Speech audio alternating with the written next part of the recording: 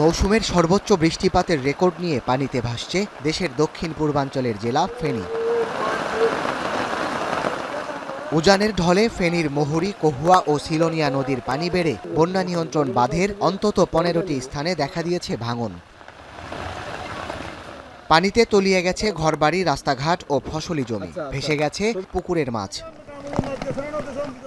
ফেনী পরশুরাম ফুলগাজী সড়কে বন্ধ রয়েছে যান চলাচল, প্লাবিত হয়েছে 30টির বেশি গ্রাম। এতে বিপাকে পড়েছেন দুর্গত এলাকার হাজার হাজার মানুষ। অন্যদিকে টানা বর্ষণ ও দুর্যোগপূর্ণ আবহাওয়ায় নোয়াখালীতে বন্যা পরিস্থিতির শঙ্কা দেখা দিয়েছে। দুদিনের টানা বৃষ্টিতে তলিয়ে আছে পৌর এলাকার বেশিরভাগ সড়ক।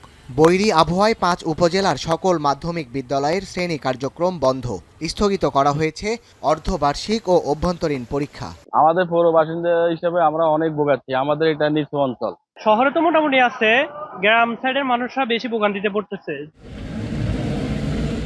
এছাড়া ভারী বর্ষণে পার্বত্য এলাকায় বিপর্যস্ত জনজীবন। সাঙ্গু ও মাতামুহুরী নদীর পানি বাড়ায় বন্যার আতঙ্কে নিম্নাঞ্চল ও নদীপাড়ের বাসিন্দারা।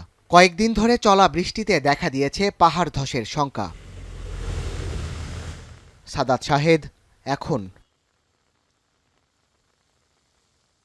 কালার এক্সপার্ট, জর্জ স্যাপ এবং মাইল্ড অন হ্যান্ডস টেকনোলজি সমৃদ্ধ অরিক্স ক্রিস্টাল ওয়াশ আপনার লন্ড্রি এক্সপার্ট।